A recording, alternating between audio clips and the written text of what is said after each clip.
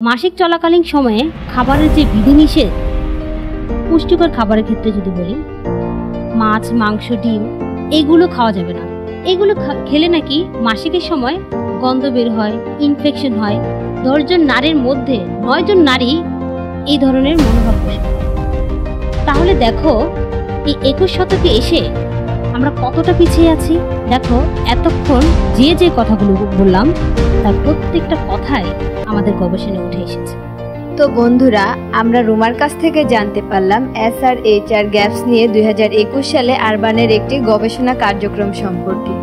আসলে আমরা এখনো মাসিক চলাকালীন স্বাস্থ্যবিধি নিয়ে সচেতন নই, যার কারণে কিশোরী কিংবা নারীরা মাসিকের ইনফেকশনের কারণে মৃত্যুবরণ করে, এমনকি সন্তান জন্মদানের ক্ষমতা হারায়।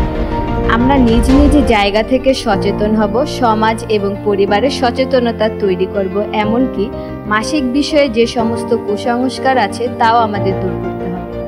এখন আমি ইতির কাছে জানতে চাইব, আসলে মাসিক বা ঋতুস্রাবটা কি?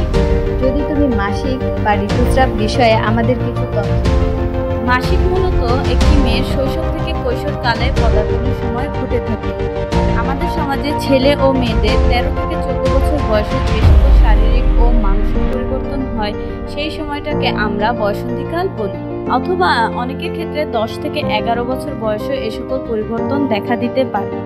বিশেষ করে মেয়েদের ক্ষেত্রে এই সময় শরীরে এক বিশেষ হরমোনের পরিবর্তন হয়, যার কারণে প্রতি মাসের অন্তর অন্তর মেয়েদের জরায়ু থেকে একটি করে ডিম্বাণুর ক্ষরণ হয়, যা প্রতি 28 দিন অন্তর অন্তর লাল রক্ত হিসেবে জরায়ু থেকে যোনিপথে বেরিয়ে আসে, যার স্থায়িত্বকাল 5 থেকে 7 দিন। আর এটাকেই আমরা মাসিক বলবো। অনেকের ক্ষেত্রে 28 থেকে 30 দিন অথবা 21 থেকে 30 দিনের মধ্যেও হয়ে থাকে। এটি কোনো অস্বাভাবিক ঘটনা নয়। ধন্যবাদ ইতি, মাসিকের বিষয়টি আমাদের বন্ধুদের জানানোর জন্য। তার মানে মাসিক বা ঋতুস্রাব একটি স্বাভাবিক প্রক্রিয়া, যা প্রতিটি মেয়ের বসন্তীকালে পদার্পণের সাথে সাথে ঘটে। এটি 28 থেকে 30 দিন পর পর হতে পারে, বা এর থেকে কিছুদিন বেশিও লাগতে পারে।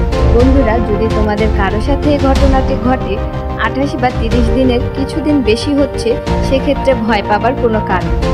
মা বাবার সাথে ব্যাপারটি শেয়ার করবে।